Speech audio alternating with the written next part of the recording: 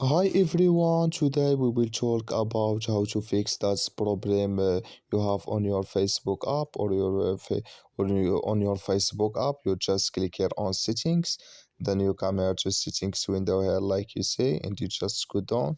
You click here on apps and you come to apps window here like you say, and you just go down here to looking for Facebook app, and this is window. You click here on Facebook, then you come to next window here like you say, or app info window, and you just click here on for stop, then you click here on OK, and you click here on storage, then you come to storage window, you click here on clear cache, then you click here on clear data, and you just turn off your Wi-Fi and turn on it, and it's going to work with you.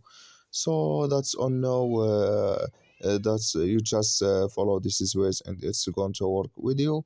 That's all what you have to do. Thank you for your watching. Don't forget to support us by like and subscribe, and see you in next video.